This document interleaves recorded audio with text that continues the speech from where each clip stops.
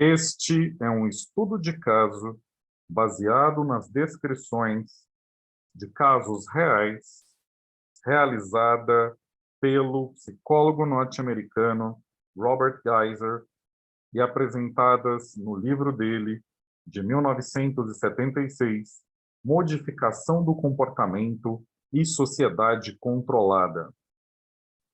Uma enfermeira de um hospital para doentes mentais da Califórnia encontra-se diante de um console central, observando pacientes de duas enfermarias, esquizofrênicos em estado crônico, por meio de 21 câmeras colocadas em locais estratégicos. Sempre que a enfermeira nota um paciente agindo de modo adequado, isto é, sentando-se em uma cadeira ao invés de sentar no chão, ela o apoia verbalmente através de um alto-falante. Além disso, ela oferece recompensas a esse paciente, dando a ele fichas através de uma saída próxima. O paciente pode usar essas fichas para comprar chocolate, cigarros e outras coisas disponíveis para a troca. Essa é uma das utilizações dos princípios de modificação do comportamento em uma instituição para doentes mentais. O método é o reforço positivo imediato do comportamento desejado. Embora a enfermeira supervisione um grande número de pacientes, a interação na modificação do comportamento ocorre apenas com um paciente de cada vez. A modificação do comportamento começou a ser empregada em hospitais para doentes mentais pela primeira vez em 1953. Ela teve início com um trabalho experimental de ninguém mais, ninguém menos do que o próprio Skinner, junto com um colaborador chamado Lindsley, no Metropolitan State Hospital de Waltham, Massachusetts, graças a uma dotação, ou seja, uma bolsa, do Gabinete de Pesquisa Naval dos Estados Unidos. A finalidade desses estudos iniciais, desenvolvidos por Skinner e Lindsley, era determinar a possibilidade de aplicação das técnicas de condicionamento operante à análise experimental do comportamento de pacientes psicóticos. 15 pacientes foram condicionados para puxar alavancas, para obter chocolate e cigarro. Os dois observadores, ou seja, Skinner e Lindsley, conseguiram demonstrar diferenças individuais altamente estáveis na incidência total do acionamento da alavanca por hora entre os participantes do estudo, pacientes psiquiátricos.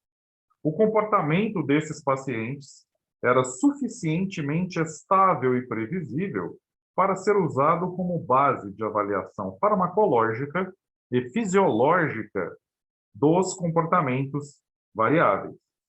Pela primeira vez, medidas objetivas e úteis, do ponto de vista médico, tornavam-se utilizáveis nas psicoses, pelo menos na concepção de Lindsley.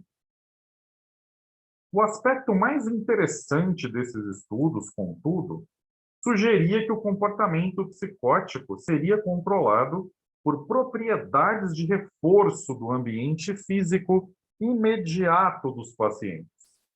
A partir dessa premissa básica, surgia toda uma nova visão da natureza do comportamento desviante. Os psicólogos psicodinâmicos compreendiam o comportamento desviante em termos do modelo médico, isto é, esse comportamento desviante seria a representação de um estado interno conhecido como doença mental. Os psicólogos adeptos da modificação do comportamento de Skinner sugeriram, em lugar disso, um modelo de teoria da aprendizagem. Isto sugere que os sintomas psiquiátricos tenham sido aprendidos a certa altura da história de vida do paciente, talvez até mesmo talvez até mesmo através do reforço acidental do comportamento desviante. Uma possível base para esse tipo de aprendizado já tinha sido observada em animais, recebendo de Skinner o nome de comportamento supersticioso. Suponhamos que um pombo seja condicionado a bicar um disco e recompensado com alimento que, em consequência, cai na sua gaiola. Numa das tentativas, no curto intervalo entre o comportamento operante e a recompensa, o pombo faz um movimento casual, como, por exemplo, esticar o pescoço à toa. Este é imediatamente seguido do alimento, destinado a recompensá-lo por ter bicado o disco. Já que uma recompensa sempre reforça o comportamento imediatamente anterior à sua ocorrência, esticar o pescoço foi acidentalmente recompensado naquela tentativa. Os efeitos de uma recompensa não contingente são importantes. Dependem daquilo que Skinner chama de esquemas de reforço. Esses esquemas determinam o padrão de recompensa a ser concedida. Diferentes esquemas produzem características diversas de aprendizado. Um esquema reforça cada uma das respostas emitidas pelo sujeito, o que resulta em um aprendizado rápido. Mas, se a recompensa for interrompida, a extinção também será igualmente rápida. Em um esquema intermitente, no qual, por exemplo, cada quinta resposta é recompensada, a aquisição do comportamento é mais lenta. No entanto, uma vez estabelecida, é bem mais difícil de ser eliminada. De fato, para cada recompensa nessa contingência intermitente, há 4 tentativas de eliminação. Quando as recompensas cessam de todo, o sujeito persiste no desempenho do comportamento por muito mais tempo do que o faria se cada resposta tivesse encontrado reforço. Assim, quando o esticar do pescoço do pombo, mencionado no exemplo anterior, é reforçado acidentalmente, de modo não contingente, esse comportamento tende a persistir. O pombo belisca o disco, estica o pescoço e é de novo recompensado. O esticar do pescoço torna-se parte do comportamento do animal que quer apenas conseguir comida.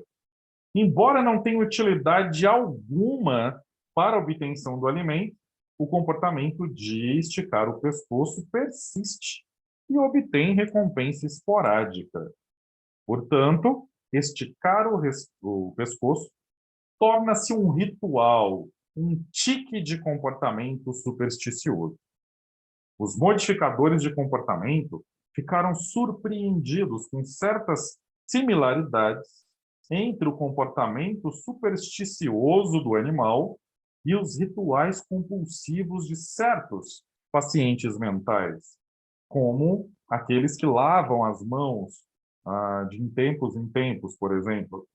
A teoria do aprendizado ajudou também a explicar por que comportamentos desviantes podem persistir em presença de reforço apenas ocasional e por que esses mesmos comportamentos resistem tanto à extinção.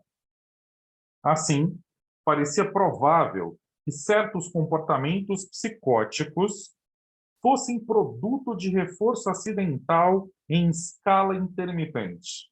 O modelo de teoria do aprendizado sugeria que esse comportamento fosse proposital, por mais bizarro e idiosincrásico que parecesse. Skinner define a contingência operante como o campo do propósito, isto é, nós nos comportamos de determinada maneira porque nosso comportamento foi reforçado anteriormente nesse sentido. Para compreender o comportamento necessário, não é necessário, portanto, para compreender o comportamento psicótico, não é necessário, portanto, saber o que quer que seja acerca do raciocínio louco, e sim buscar no ambiente físico imediato os reforços que mantêm o comportamento desviante. Eliminando esses reforços, elimina-se o comportamento psicótico. Assim pensava Skinner. O tratamento pela modificação do comportamento da conduta psicótica era simples e direto. Os desviantes seriam destreinados pela retirada dos reforços.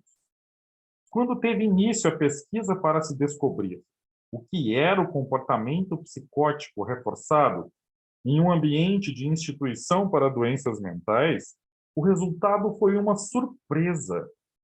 Em alguns casos, o problema consistia em que os pacientes recebiam um excesso de cuidados e carinho.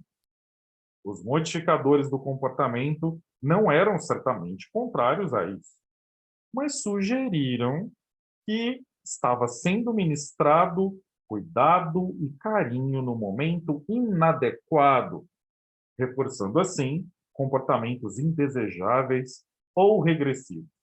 Por exemplo, um paciente psicótico fala de modo incompreensível com uma enfermeira que escuta com atenção apesar disso. A enfermeira se esforça para entender o que ele diz. Ora, essa atenção da enfermeira, inadvertidamente e inadequadamente, reforça o paciente no sentido de não se expressar de modo compreensível ao falar. A oportunidade do reforço, ou seja, a atenção da enfermeira, deveria ser deslocada. O paciente recebendo atenção quando fala de modo sensato apenas. Quando utilizado, esse simples preceito produziu resultados extraordinários. Um paciente crônico de 60 anos, há 20 anos hospitalizado, falava quase todo o tempo de modo incoerente. A equipe do hospital recebeu instruções no sentido de desviar o olhar nessas ocasiões, mas prestar atenção quando o paciente se expressasse de modo compreensível. Essa técnica de reforço diferencial reduziu, pela anulação, o problema do comportamento, retirando o reforço positivo da atenção e reforçando um comportamento pró-social, no caso, falar de forma compreensível, pelo simples reforço positivo. Logo, o paciente falava de modo compreensível metade do tempo. Isso, por sua vez, acarretou mais atenção positiva por parte da equipe. Numa observação subsequente desse paciente, cerca de 2 anos depois, ele respondia racionalmente quase todo o tempo. Observe-se, contudo, que ele continuava internado em um hospital. O reforço positivo, por si só, é capaz de exercer poderosa influência sobre o comportamento dos psicóticos. Poucos pacientes de um hospital para doentes mentais responderiam a um simples pedido no sentido de pegarem os talheres antes de entrar na fila da bandeja do almoço. Mas seu número aumentou expressivamente quando se acrescentou um reforço ao pedido. Por favor, peguem faca, colher e garfo e terão direito, à sua escolha, entre uma porção extra de leite, chocolate, café ou cigarro. 1 ano após o término desta simples demonstração, 1/3 dos pacientes continuava a pegar os seus talheres sem que lhes fosse pedido. Os modificadores de comportamento prosseguiram, caso após caso, realizando modificações em comportamentos específicos e destruindo a ideia de que todo comportamento de um paciente é expressão de sua psicose, ao demonstrar que o comportamento pode ser modificado graças à alteração nas contingências ambientais de reforço. Os métodos usados eram simples variações em torno de 2 ou 3 dos princípios básicos de aprendizagem demonstrados por Skinner e seus seguidores. Por exemplo, Uma paciente esquizofrênica que se recusava a comer sozinha tinha que ser alimentada a colheradas pela enfermeira. O objetivo comportamental de alimentar-se sozinha foi conseguido criando-se uma situação na qual ser alimentada era incompatível com outro comportamento que a paciente desejava ainda mais, isto é, manter suas roupas impecavelmente limpas. A enfermeira, portanto, recebeu instruções no sentido de derramar comida nas roupas da paciente quando a alimentava. Após 8 semanas, a mulher apoderou-se da colher e passou a comer sozinha. Trata-se aqui de um paradigma de reforço negativo.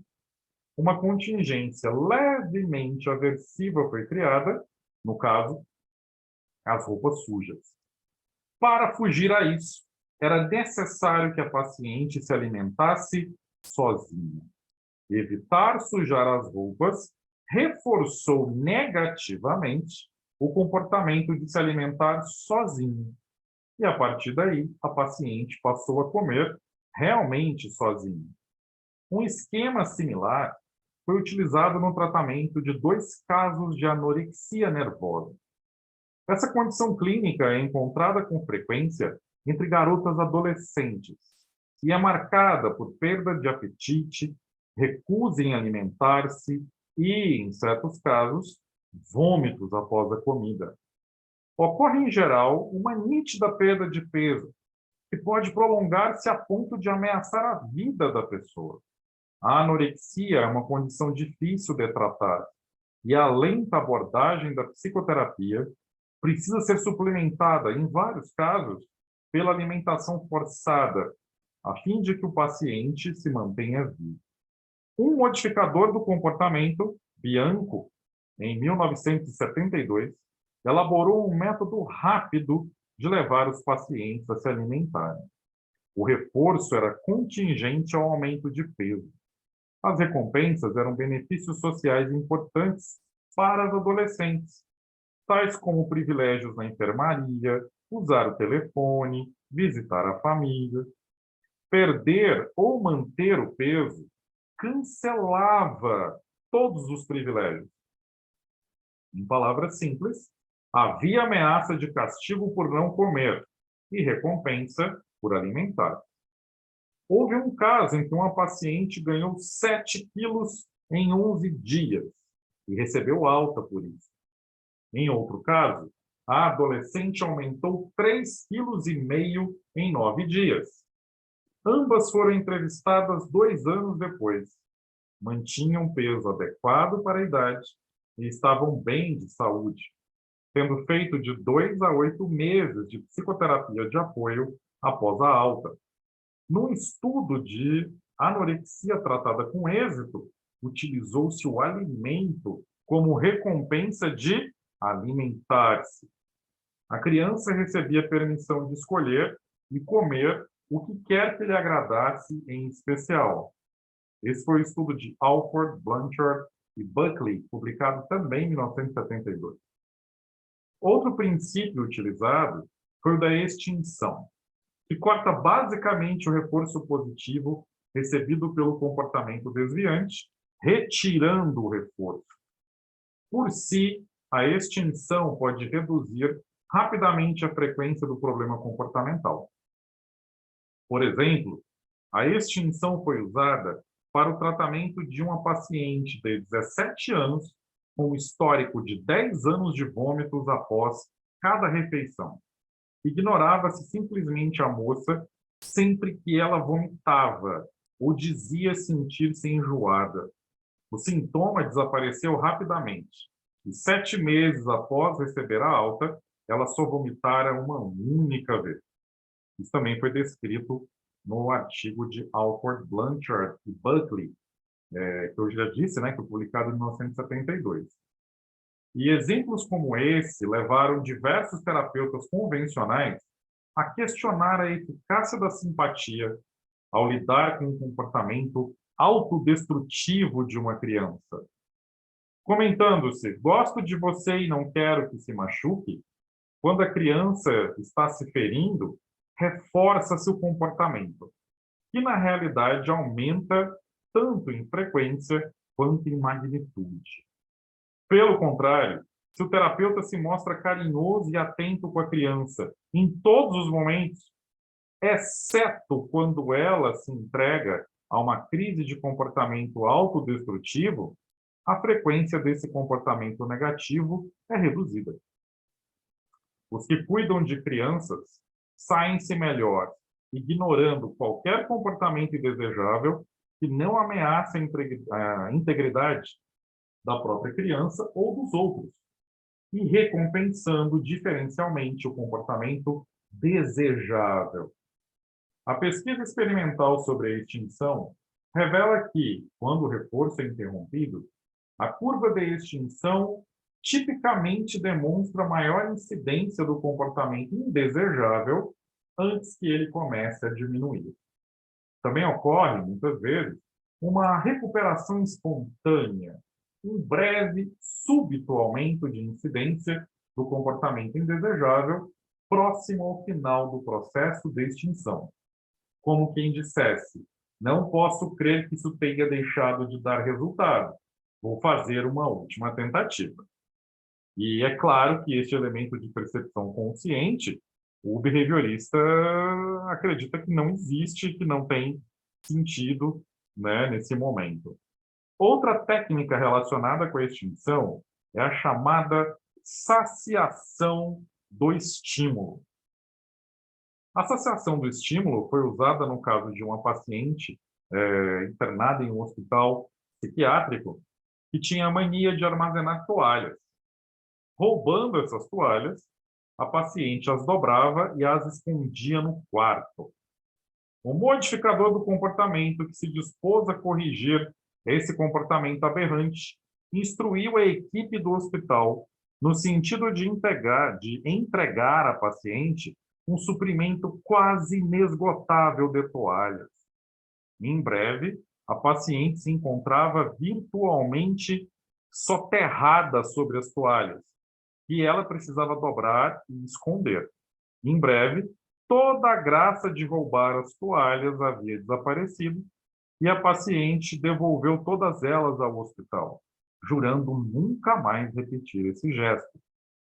Todavia, apesar do entusiasmo do modificador de comportamento, o qual declarou que, eliminando o comportamento neurótico, estaria eliminada também a neurose, isso, na verdade, não aconteceu. Alguns dos primeiros êxitos levaram os entusiasmados pesquisadores a falar em cura. Afinal, eles haviam eliminado os comportamentos obsessivos. Mas até mesmo eles tiveram que admitir que eliminar algumas atitudes psicóticas ou neuróticas não representava muito no sentido de esclarecer o raciocínio desequilibrado dos pacientes. Não existe, afinal, qualquer ligação lógica necessária entre tratamento e etiologia.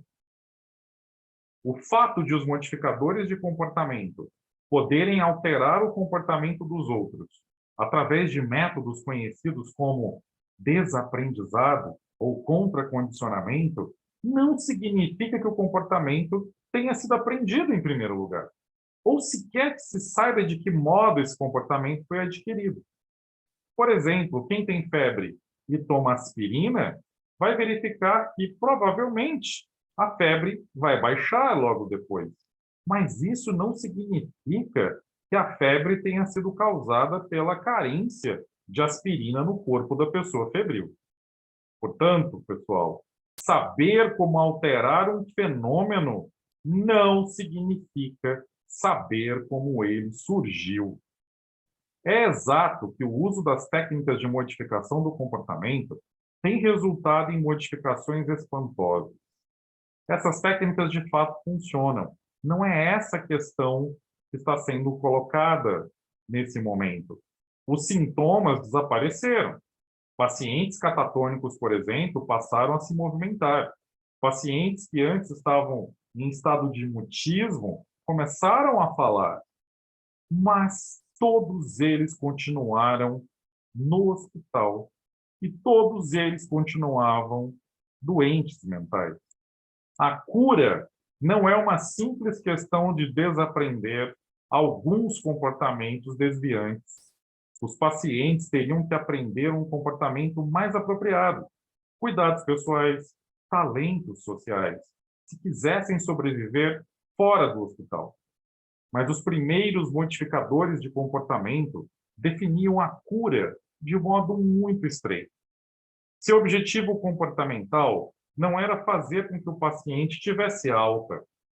Preocupavam-se, em grande parte, com demonstrar o seu talento para eliminar sintomas fixos, tarefa muito mais fácil do que ensinar aos doentes cuidados pessoais e talentos sociais, comportamentos que a maioria dos pacientes mentais não possuía no seu repertório naquele momento.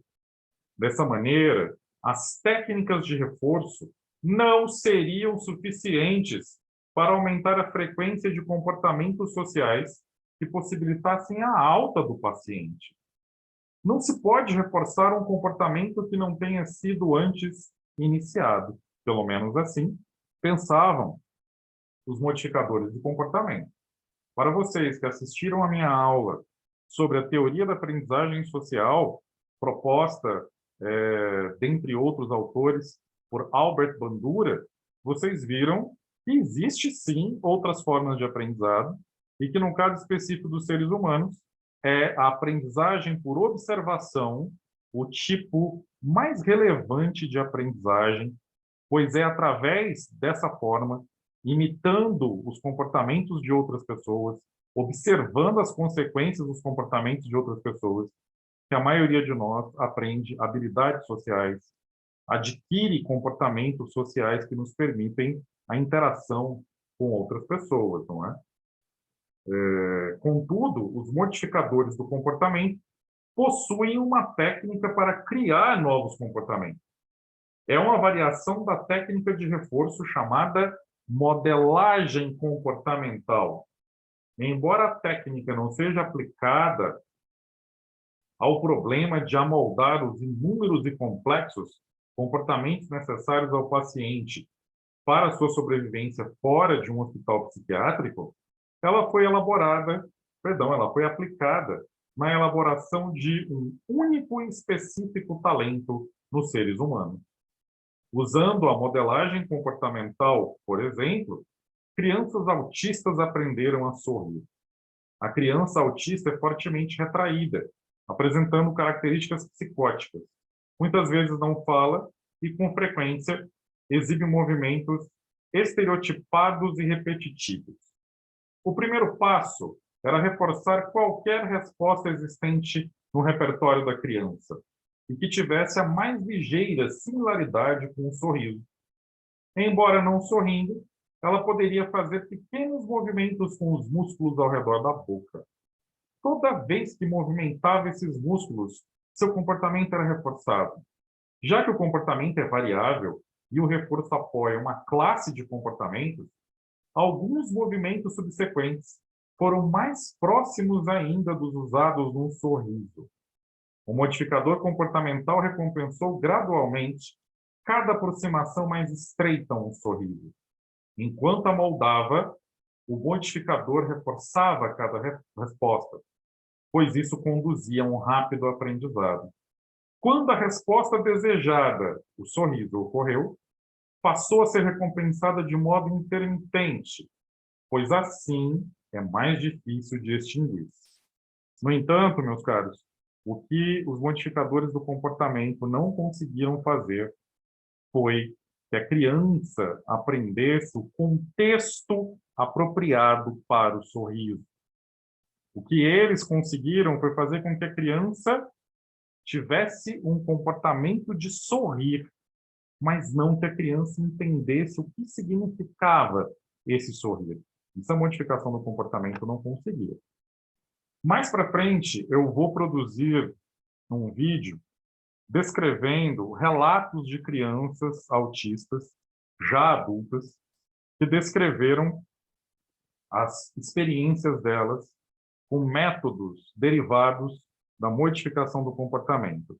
Entre eles, o mais famoso, o famoso ABA, tem sido alvo de bastante controvérsia em vários países, sendo que várias pessoas autistas têm se colocado contrárias à utilização dessas técnicas de análise aplicada do comportamento em pessoas autistas. Mas isso eu vou apresentar em um vídeo posterior, em um vídeo de uma aula posterior. Skinner fez uso da modelagem comportamental para ensinar a animais alguns padrões de comportamento extraordinários, que definitivamente não se encontravam no repertório normal desses bichos.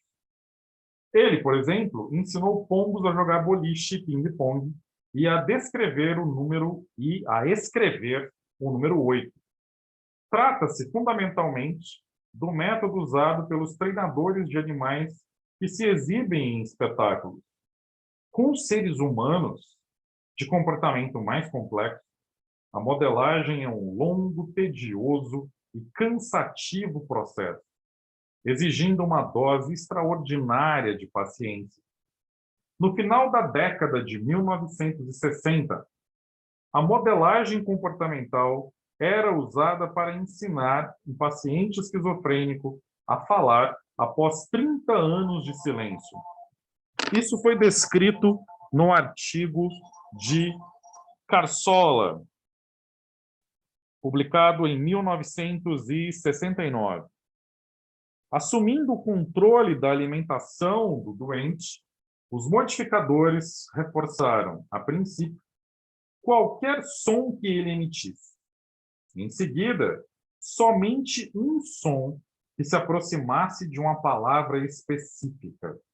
Depois, mostrando a figura de um cão, insistiram em que ele lhe desse um nome.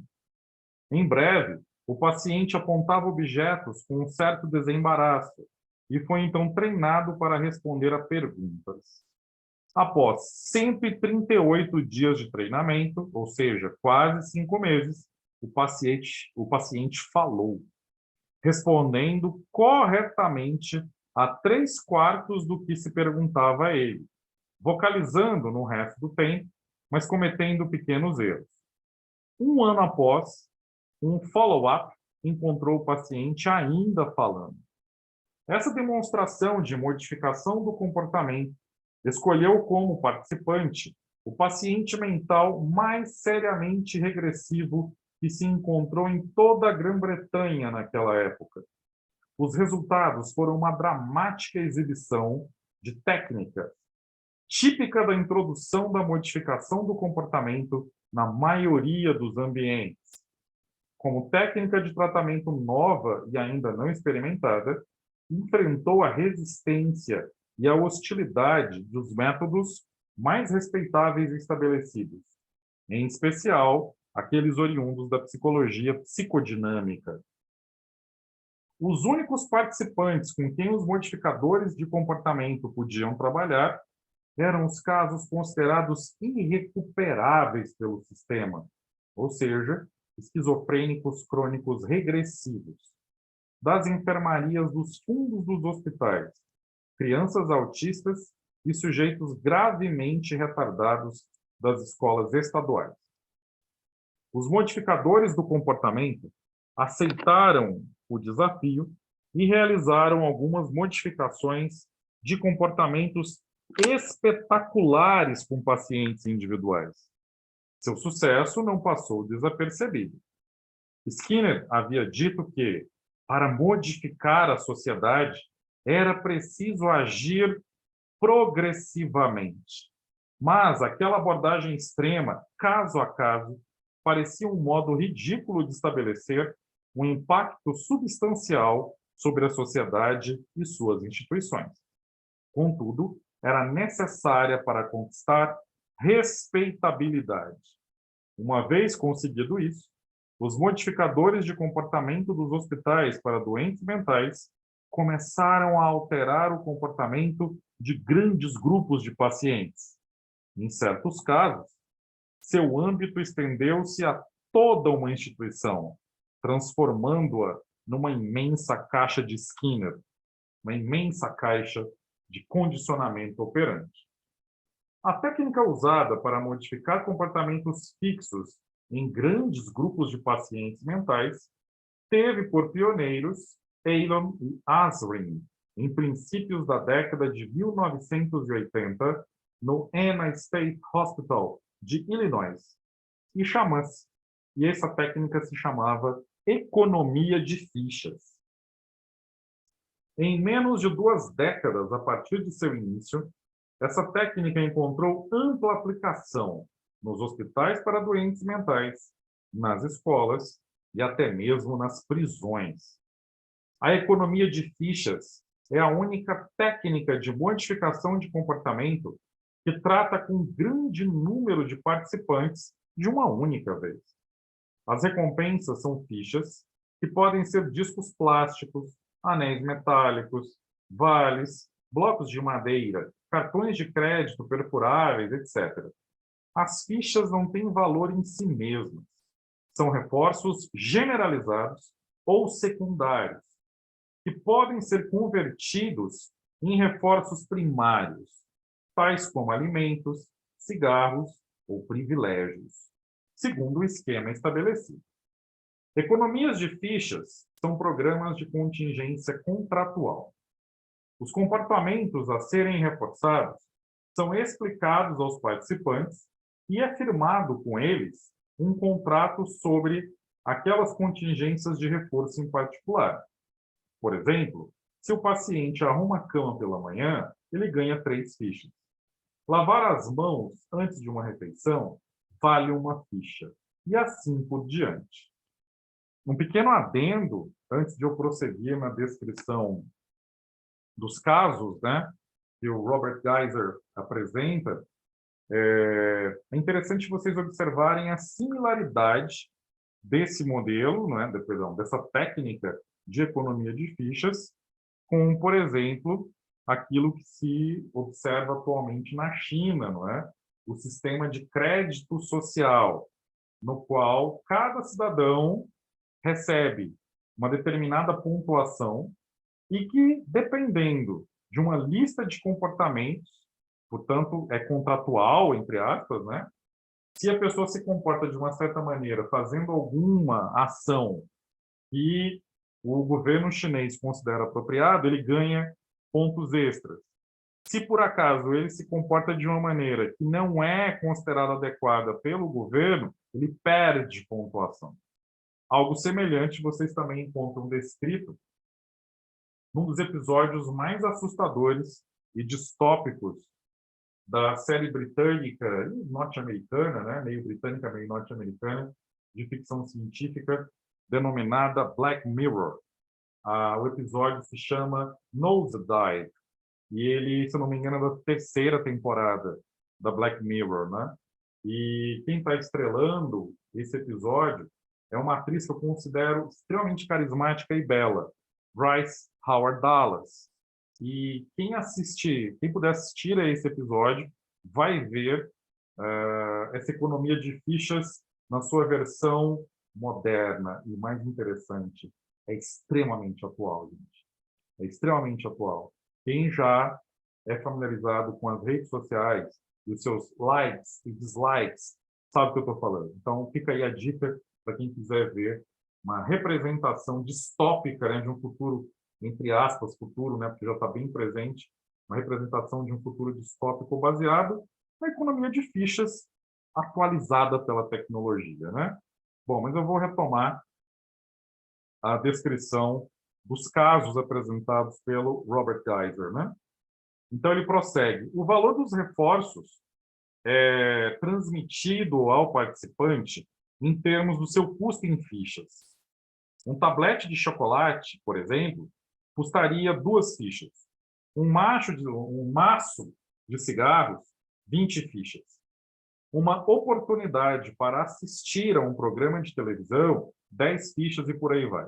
Ou seja, a mesma coisa que eu acabei de descrever do sistema de crédito social chinês ou do episódio Nosedive lá do Black Mirror, né?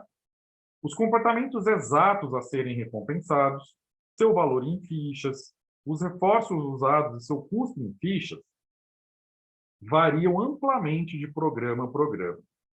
Assistir a cerimônias religiosas pode valer fichas a um paciente num certo programa, e em outro projeto ser usado como atividade de reforço para a qual o paciente tem que gastar fichas. Seja como for, é regra geral que as fichas valem apenas o que valem os seus reforços. Embora certas economias de fichas sejam estritamente programas de reforço positivo, outras introduzem também um processo de punição negativa. Volto a insistir, é o sistema de crédito social chinês e exatamente o episódio que eu falei lá da Black Mirror, né? Em que se a pessoa faz coisas que as outras pessoas consideram bacana e tal, ela ganha um número de estrelas, um número de pontuações. Se ela faz alguma coisa que as pessoas não curtiram, ela perde pontuação, né? E aí a média da pessoa pode se alterar para cima ou para baixo, né? E, bom, voltando à descrição do Robert Geiser, né? Multas, como, por exemplo, devolução de 5 fichas, podem ser estabelecidas para o caso de infração do regulamento da enfermaria de um hospital psiquiátrico. Na pesquisa de Furleton, Foss e Sayles, publicada em 1971, a alta do hospital dependia do acúmulo de 1.000 fichas por parte dos pacientes. Há vezes em que toda a instituição é organizada em planos sucessivos, chamados passos ou escalas. E o avanço de um nível a outro encontra-se vinculado a uma economia de fichas.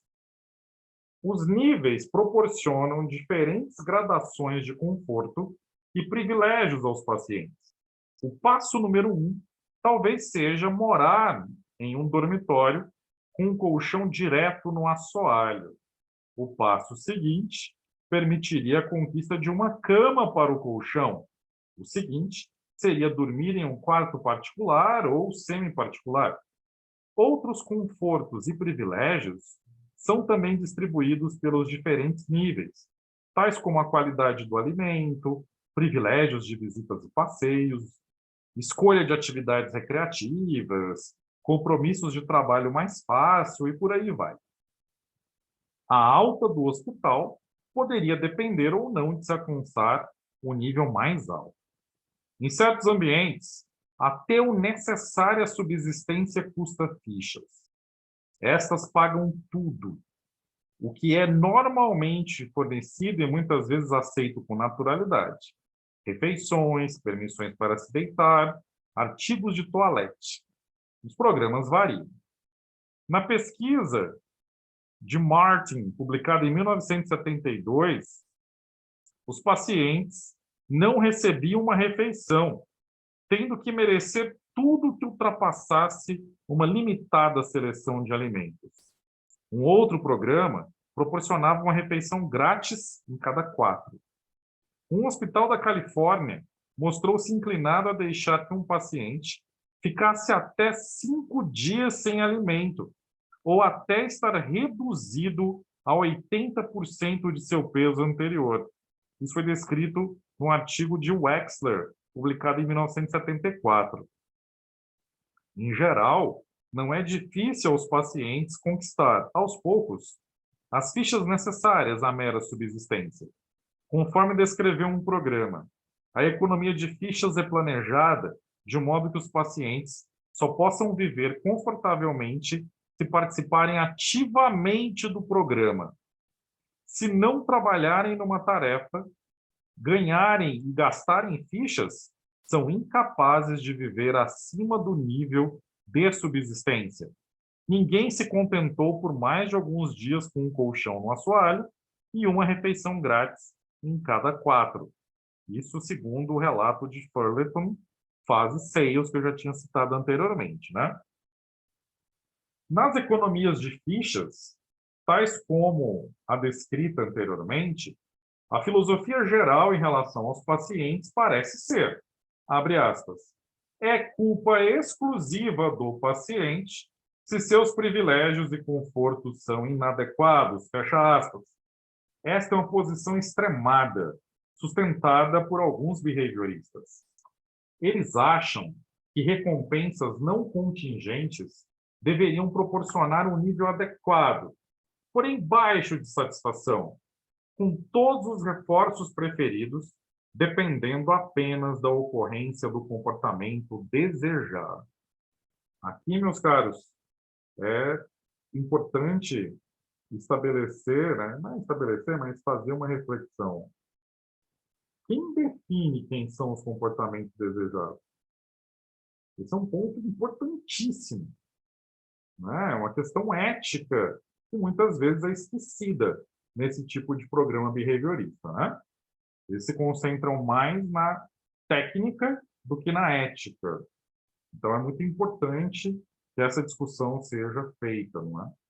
O próprio Robert Geiser levanta essa questão posteriormente. Mas isso é mais para frente. Deixa-me prosseguir no relato dele, né? Então, a prática da psicologia animal de privação do alimento para garantir a eficácia do reforço é traduzida na prática em certas economias de fichas. Segundo Wagner, né, no artigo publicado em 1972, há outros meios de garantir a eficácia das recompensas. Porém, um dos métodos mais úteis é a privação de estímulo. Um reforço em potencial é escasseado, sendo sublinhado o seu valor. O objetivo comportamental mais importante na maioria das economias de fichas dos hospitais para doentes mentais vem sendo a execução adequada de uma tarefa hospitalar. Outros programas voltam-se para a administração geral das enfermarias, isto é, levar os pacientes a cuidarem de si mesmos e de seu ambiente, focalizando pontos como cuidados pessoais, comportar-se à mesa, arrumar camas, tomar banho de chuveiro e melhorar as interações sociais.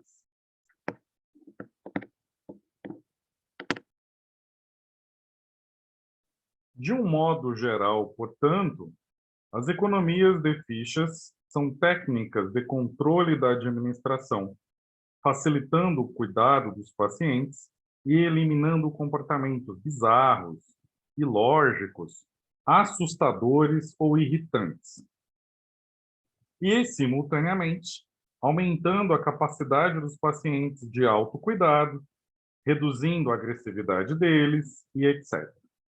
Na maioria das instituições, as contingências são planejadas para o conforto e a conveniência da equipe do hospital, de preferência ao benefício dos internados. Ou seja, observa-se que na maioria desses programas busca-se mais aquilo que é de utilidade e conveniência para a equipe e não aquilo que é de interesse para o tratamento dos pacientes.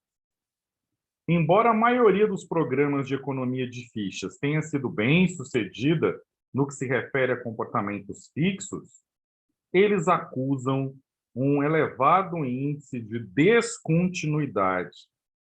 As economias de fichas, apesar do ambiente em que foram usadas, não estão livres de problemas. De modo algum constituem técnicas simples, vigorosas, com garantia de êxito sempre e onde quer que sejam aplicadas. Afinal de contas, houve sempre casos de participantes que se recusaram a participar. Programas com pacientes esquizofrênicos crônicos têm relatado, tipicamente, cerca de 10 a 20% de recusas de participação.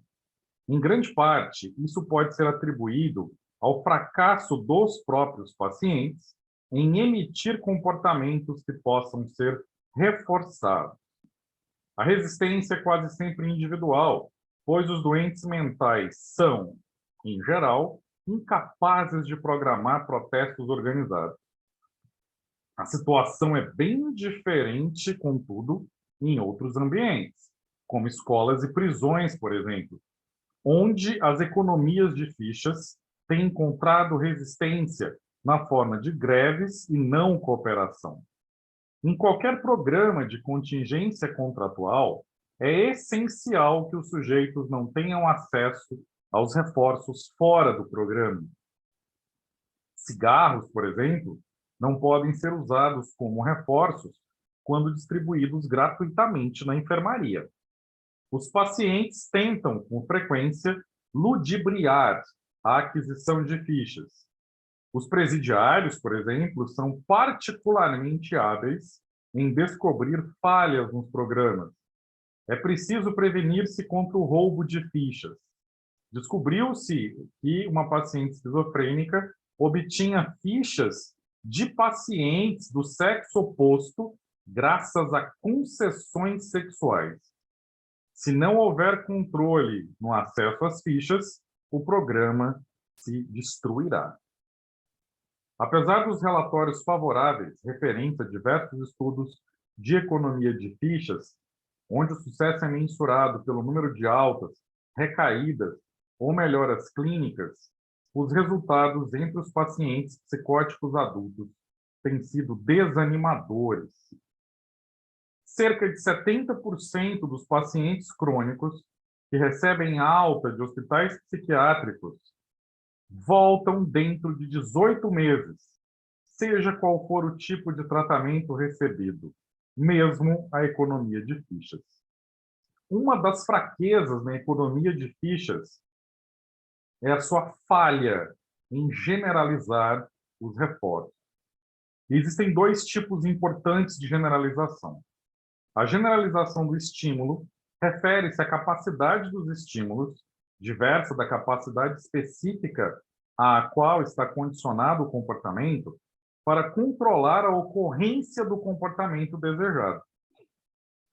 A capacidade de generalizar a partir de um hospital para um ambiente não hospitalar é importante para o ajuste do paciente. O comportamento pode ser controlado no hospital, mas quando o doente recebe alta, o ambiente exterior talvez não continue a reforçar o seu comportamento e, em certos casos, pode até ser punitivo. O comportamento desejado extingue-se, então, rapidamente. Este é o problema crônico da reabilitação, baseado em técnicas de modificação do comportamento. As economias de fichas, em qualquer ambiente, podem ajudar o sujeito a adaptar-se à instituição, mas tem dificuldade em manter e apoiar esse ajuste quando ele se afasta dessa instituição. A maioria desses programas revela pouca ou nenhuma capacidade para promover a generalização de estímulo. O segundo tipo de generalizações é o da resposta. Ela se refere a comportamentos de não fixação, que revelam melhoria concomitante com os comportamentos de fixação, embora não estejam submetidos à intervenção direta. Poucos estudos de economia de fichas investigaram minuciosamente a generalização das respostas. E aqueles que o fizeram concentraram-se, em geral, naquilo que é conhecido como institucionalização. Um estudo comparou um grupo de pacientes esquizofrênicos em estado crônico com um grupo de controle. O primeiro, ao final de 25 semanas, mostrava-se mais cooperativo e comunicativo. Seus membros exibiam um comportamento menos psicótico, ou seja, atividade motora fora do comum, confusão, ansiedade, atitudes bizarras e tal. E eram considerados mais adequados socialmente e menos necessitados de hospitalização do que os do grupo de controle. Um outro estudo de programa de símbolos, feito num hospital para veteranos, pacientes esquizofrênicos em estado crônico, revelaram mais iniciativa, responsabilidade e interação social após um ano. Outros acusaram um aumento na capacidade para funcionar com independência depois de participarem do programa de fichas. Há quem sugira que, se a generalização não for especificamente programada, raramente acontecerá. Às vezes, a incapacidade do paciente para generalizar torna-se realmente embaraçosa, como no caso de um esquizofrênico mudo, a quem se ensinar a falar, mas que só se dirigia ao pesquisador. Segundo o modelador comportamental, somos relativamente ignorantes acerca do conceito de reforço para os esquizofrênicos em estado crônico. No seu estudo, ele treinou pacientes receptivos para modelarem o comportamento de outros esquizofrênicos. De um modo geral, eles se saíram bem, embora às vezes se tornassem confusos e fizessem aos seus pacientes perguntas descabidas, como, por exemplo, você viu meu prazer? O investigador concluiu, abre aspas, o comportamento obstinado, teimoso, espontâneo, criativo e muitas vezes imprevisível de guardiães e pacientes tem pouca semelhança com o comportamento geralmente registrado nos sujeitos em condições de laboratório ou nos animais expostos aos processos de condicionamento clássico ou operante. Assim relatou, né, o pesquisador. O que é óbvio, não é, meus caros? Seres humanos não são pombos, não são ratos, e seres humanos, excetuando situações extremas, não vivem em ambientes estritamente controlados. Embora esses últimos 2 anos tenham mostrado que, dependendo, né, da forma como as contingências são estabelecidas, países inteiros podem ficar sob controle, não é? Mas isso é um tema para um debate posterior. Vou prosseguir com um relato do Robert Geiser. Talvez o fator mais crucial para o sucesso ou fracasso de qualquer programa de economia de fichas seja a completa cooperação de toda a equipe. Sem um forte apoio administrativo, ou no caso de uma enfermeira ou um auxiliar que venha se opor ao programa, é provável que esse programa não dê certo. As economias de fichas raramente fracassam por causa dos pacientes propriamente ditos. Mesmo os modeladores do comportamento têm dificuldade em conseguir que as pessoas trabalhem juntas. E a incapacidade de cooperar, mais que qualquer outro fator, pode fazer naufragar. De novo, né, gente? Está começando a fazer efeito aqui a dificuldade de articulação da minha fala. Eu vou repetir, ó. Mesmo os modeladores de comportamento têm dificuldade em conseguir que as pessoas trabalhem juntas. E a incapacidade de cooperar, mais do que qualquer outro fator, pode fazer naufragar o sonho behaviorista de uma sociedade modelada.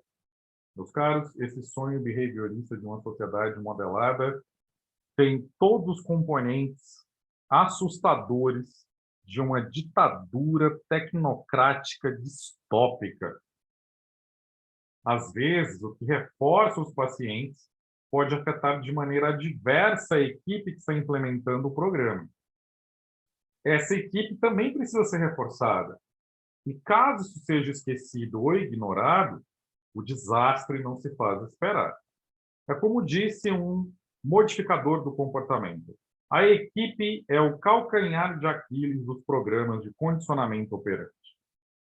Há vezes em que o pessoal protesta por achar uma crueldade exigir-se dos pacientes uma resposta adaptativa antes que lhes sejam dados reforços.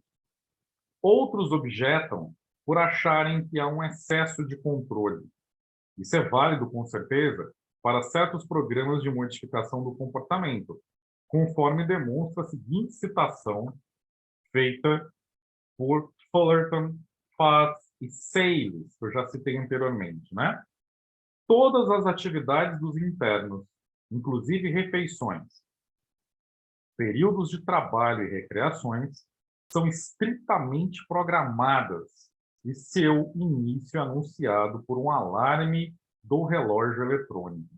Os caras, se isso for um sonho behaviorista, trata-se, na verdade, de um pesadelo para quem, sem dúvida nenhuma, considera que a liberdade é algo importante, né?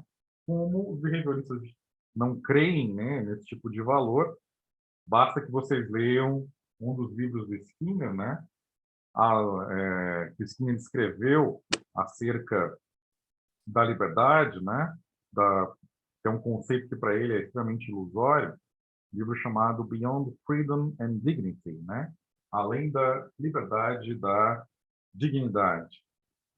Mas voltando ao relato do Robert Geiser, é extremamente difícil, mesmo em programas de economia de fichas bem-sucedidos, lançar todo o crédito da melhora aos programas de reforço contingente como tais.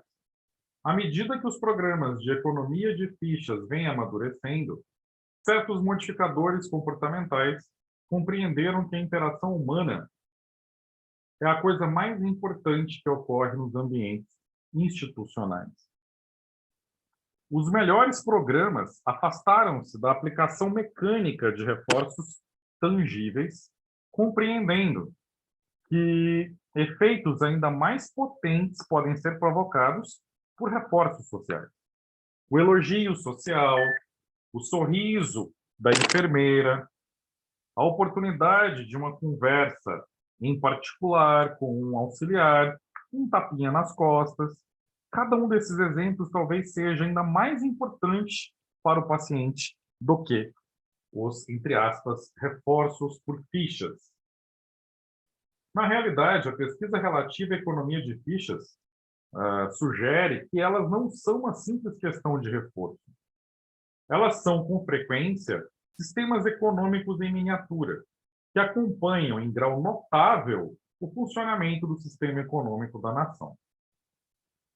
Reforço à parte, se as economias do paciente, ou seja, o número de fichas de que ele dispõe para gastar, tornam-se excessivas, a atividade do doente diminui e as mudanças terapêuticas se tornam mais lentas.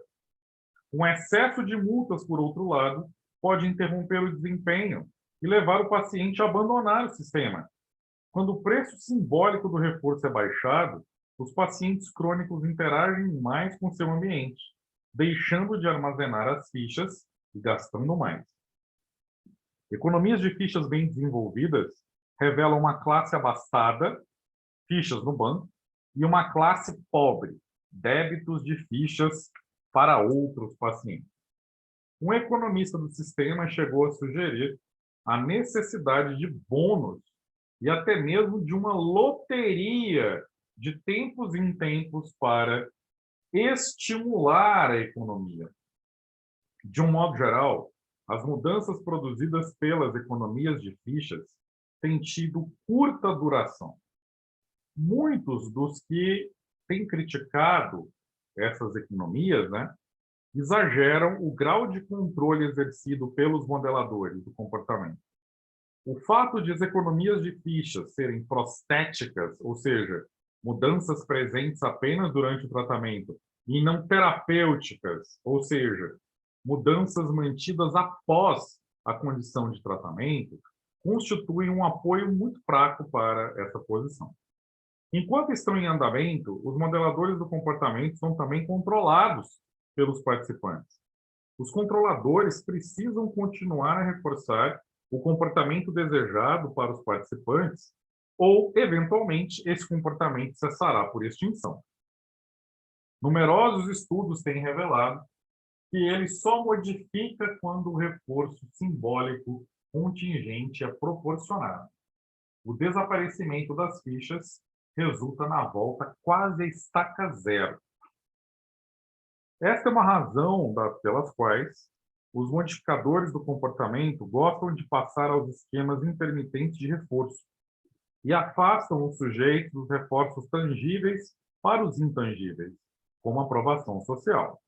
O ideal, é claro, seria que o desempenho do comportamento se tornasse um auto-reforço para o sujeito. Seja como for, até que este assuma pleno controle de seu comportamento, o controlador acha-se tão preso ao contrato de contingência quanto o sujeito, embora a maioria das pessoas certamente prefira exercer o papel de Dr. Skinner e não do rato dentro da caixa de Skinner. Uma crítica final às economias de fichas diz que elas são, muitas vezes, castigos disfarçados de tratamento científico. Essa acusação é frequentemente lançada contra a prática de utilizar multas para comportamento indesejável, ou contra a exigência feita aos sujeitos de reconquistarem privilégios e reforços dos quais haviam sido deliberadamente privados, ou seja, o estímulo pela privação. Conforme já foi mencionado, embora teoricamente isso não constitua um castigo por não se contagiar, por não estar relacionado a uma punição propriamente dita, né? É duvidoso que um participante deixe de considerá-la como sendo um castigo de fato. O modelador do comportamento, escrevendo sobre os problemas das economias de fichas, sugeriu que pequenas resistências dos participantes podem se seguir ao uso de reforços que antes eram livremente disponíveis. Esse modificador do comportamento parece ter calculado mal a força de resistência que o processo de privação é capaz de despertar. Um estudo das economias de fichas, feito em um hospital psiquiátrico, revelou que em todos os programas se usavam fichas para aquisição de certos luxos e privilégios. Contudo, apenas pouco mais de um terço exigia que os pacientes adquirissem artigos de primeira necessidade, tais como alimento e cama. A maioria dos programas que não exigia esse tipo de coisas havia tomado a decisão baseada em razões práticas.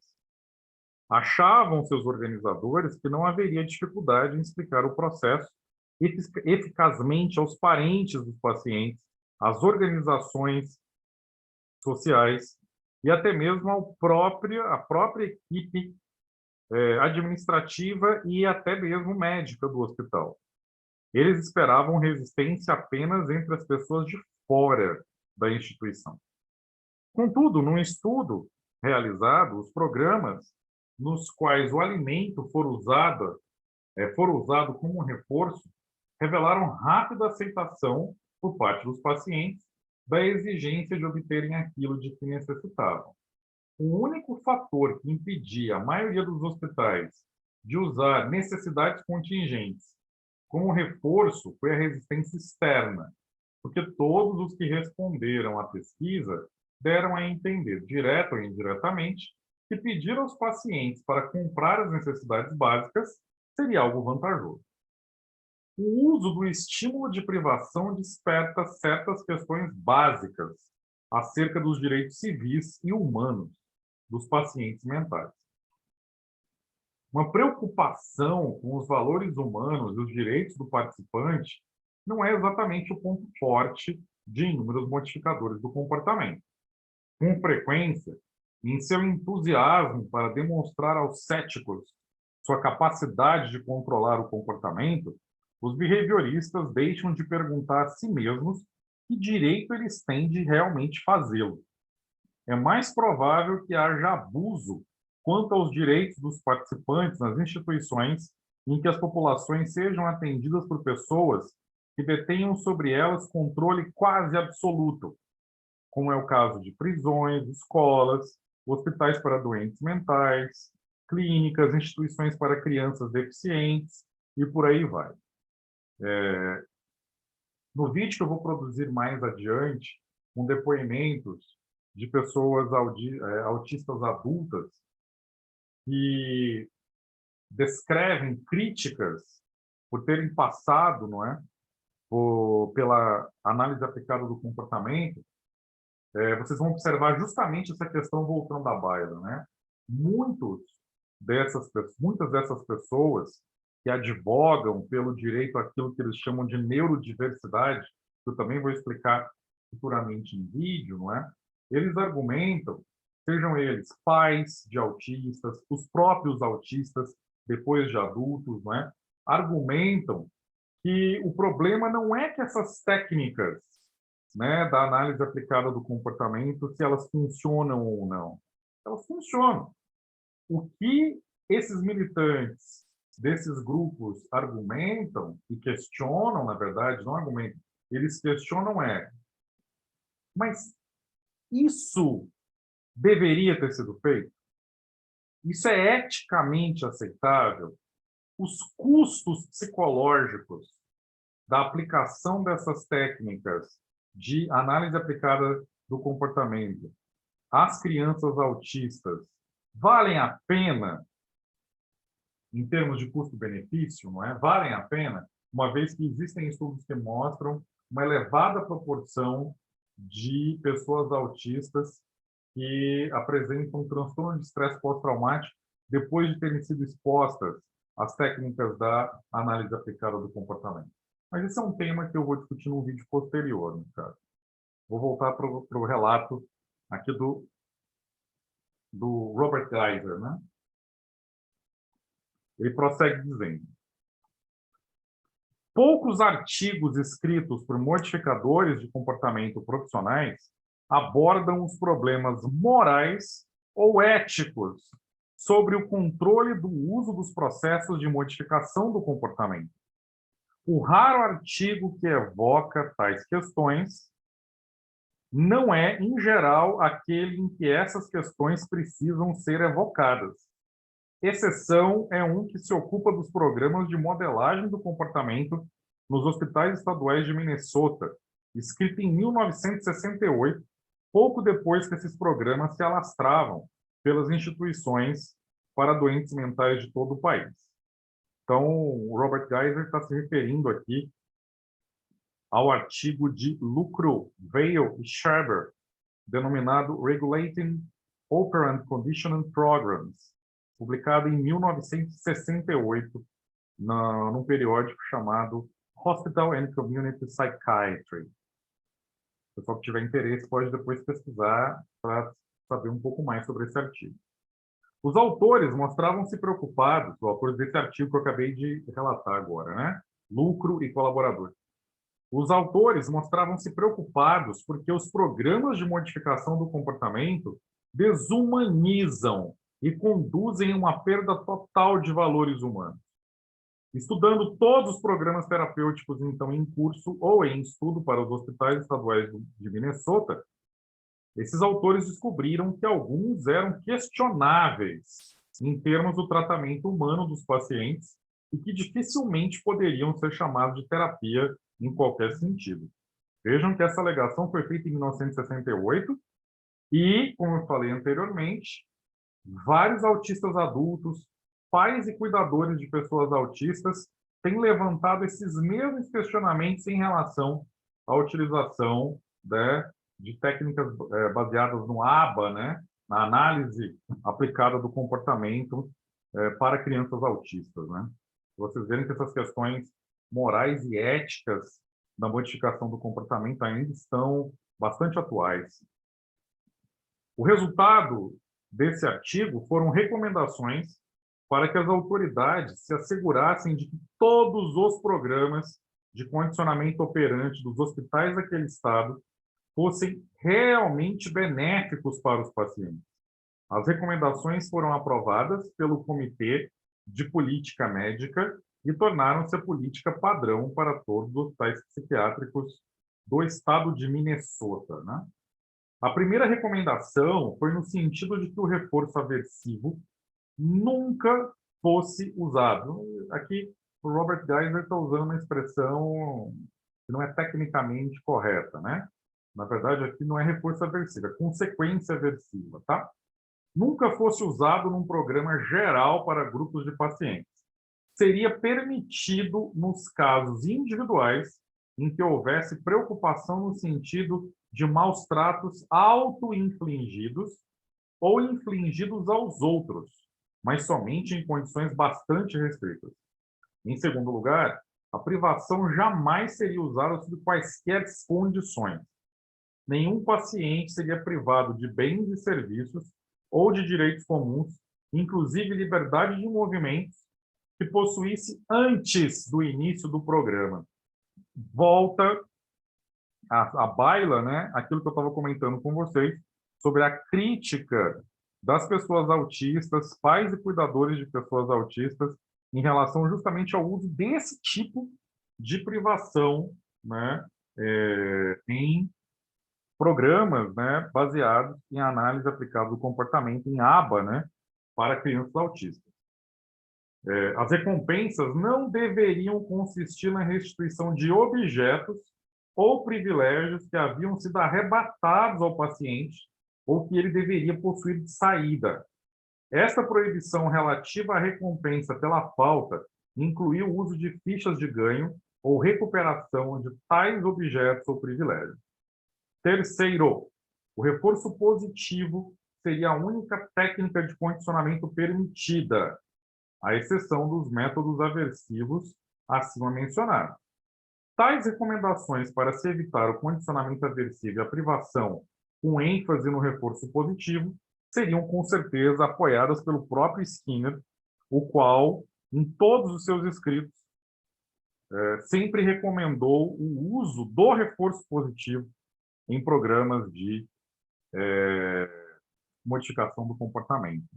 Isso é algo que tem que ser dito. Skinner nunca apoiou a utilização de qualquer tipo de condicionamento aversivo, utilização de punição e até o próprio reforço negativo, né? Ele sempre enfatizou que deveria ser baseado, os programas, né, de modificação do comportamento deveriam ser baseados em reforço positivo. E vejam que, mesmo assim, nós ainda temos pesadelos distópicos, né, com possibilidades totalitárias tecnocráticas, né? Bom, voltando à parte final da discussão do Robert Geiser, em que agora ele fala do aspecto jurídico relacionado a essas questões, né? Tem se verificado nos últimos tempos, e está falando da década de 70 do século passado, né, já, e desse relato do Robert Geiser de 1976. Tem se verificado nos últimos tempos uma progressiva preocupação e interesse legal para garantir a dignidade e os direitos humanos de todo cidadão. Tem havido uma tendência nos tribunais para definir e esclarecer direitos para uma multiplicidade de grupos de interesse especial. Mulheres, crianças em situação de escola, prisioneiros, homossexuais, doentes mentais, etc.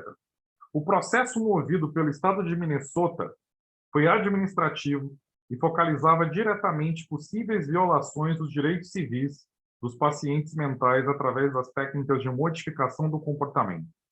Mas em 1972 houve uma decisão judicial envolvendo doentes mentais que pode vir a ter um considerável impacto sobre a legalidade de certos tipos de programas de modificação do comportamento, inclusive as economias de fichas. É possível que a decisão tomada por uma corte federal seja o precursor de muitas outras ainda por vir. O caso foi Wyatt versus Stickney, que era o comissário de saúde mental do Alabama, e foi um processo da classe em favor de pacientes involuntariamente confinados para tratamento mental em 2 instituições do Alabama. Subsequentemente, a ação ampliou-se, incluindo os residentes de outras instituições públicas do Alabama para os deficientes mentais. Ambos os processos buscavam melhorar as condições nos 3 hospitais. O tribunal sustentava que aos acusados havia sido negado direito a tratamento. A exposição das razões da corte dizia que a única razão constitucional justificável para se privar uma pessoa de liberdades civis, internando-a numa instituição, é a habilitação, isto é, tratamento e reabilitação. Segue-se que, uma vez internado, o paciente possui o direito inviolável à reabilitação. O resultado foi que, no decorrer do processo judicial, o caso Wyatt versus Stickney passou a ser conhecido como o caso do direito ao tratamento. A parte importante e relevante do caso para a modificação do comportamento foi que a Corte elaborou e, em seguida, deu ordens para que fossem implementados os chamados padrões constitucionais mínimos no cuidado e tratamento do paciente.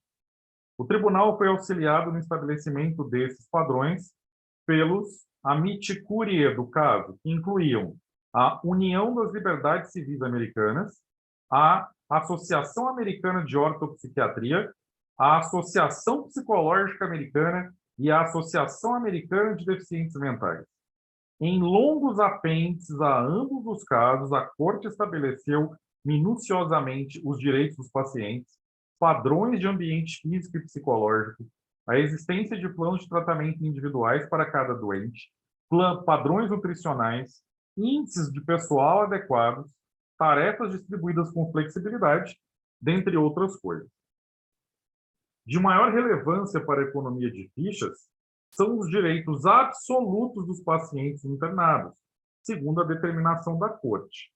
Contam-se entre esses direitos absolutos, por exemplo, o direito à privacidade a visitas, a vestir as próprias roupas, a ter objetos pessoais, a exercício físico regular, a ficar ao ar livre em intervalos regulares, ao culto religioso, caso a pessoa seja religiosa, a refeições nutritivas, ao mínimo de condições restritivas necessárias à realização das finalidades do internamento e assim por diante. Todos esses itens ou atividades esboçados pela Corte foram, em diferentes ocasiões, usados como reforço nos programas de economia de fichas. São contingentes a determinado comportamento ou teriam que ser adquiridos como símbolo. Mas a decisão afirma que tais coisas, a decisão judicial, afirma que tais coisas devem ser proporcionadas aos pacientes. São direitos absolutos e que não podem ser contingentes ao que quer que seja, nem mesmo retirados dos pacientes. Então, finalmente, né, o Robert Geiser ele faz uma conclusão importante a essa série de casos, né, em que ele vem dizendo o seguinte: ser recompensado por fazer ser recompensado por fazer aquilo a que se tem direito é uma ideia que muita gente acha difícil de aceitar, mas faz sentido no caso de pacientes mentais que muitas vezes não querem fazer o que se supõe seja útil para eles. Contudo, essa questão levanta problemas em outras áreas. Recordemos que em determinado programa pedia-se aos pacientes que gastassem as suas fichas assistindo, por exemplo, a cerimônias religiosas. Segundo a decisão judicial que o Robert Geiser acabou de descrever, né, isso é nitidamente ilegal. Mas suponhamos que se dessem fichas por comparecimento à igreja. Segundo outro estudo, a decisão judicial afirma, abre aspas, o indivíduo não será coagido a participar de qualquer atividade religiosa, fecha aspas. A pergunta que ocorre é a seguinte: será o reforço positivo, mesmo quando não envolva a privação de necessidades básicas, ainda assim uma forma de coação? É provável que futuramente os tribunais se vejam diante da questão do comportamento induzido por recompensa, e não se sabe se eles eventualmente o apoiarão ou não. Skinner apresenta como exemplo uma alternativa de tributação feita pelo governo. O governo organiza uma loteria e, em vez de ser forçado a pagar impostos, o cidadão compra voluntariamente seus tickets. O resultado é o mesmo. Os cidadãos dão dinheiro ao governo, sentem-se livres e não protestam. Skinner prossegue dizendo: contudo, estão sendo controlados com tanto vigor como por uma ameaça de punição, através daquele particularmente poderoso esquema variável de reforço. Isso Skinner descreve lá no Sobre o Behaviorismo, né? Um livro publicado em 1974, no qual Skinner busca rebater várias críticas tanto ao behaviorismo radical quanto à análise do comportamento, né? Bom, Robert Geiser prossegue, aproximando-se da conclusão.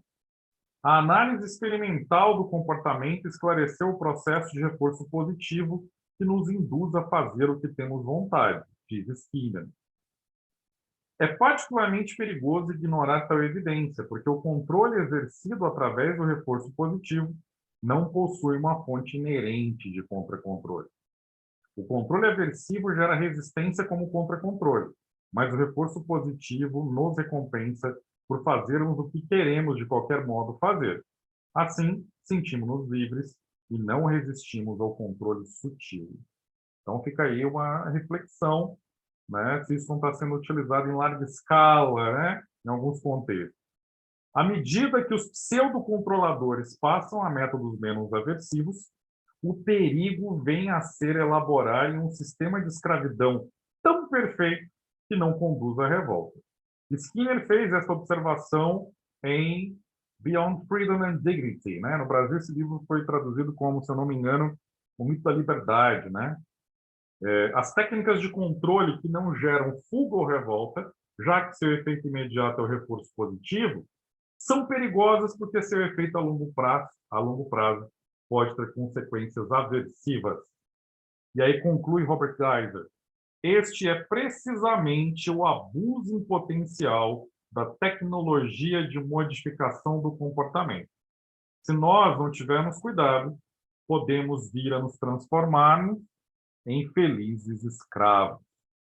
Então, esse foi o estudo de caso apresentado pelo psicólogo norte-americano Robert Geiser, no seu livro Modificação do Comportamento e Sociedade Controlada. Faz parte da análise, né? Faz parte da sequência de aulas sobre teoria da aprendizagem social de formação da personalidade. Bons estudos para todos.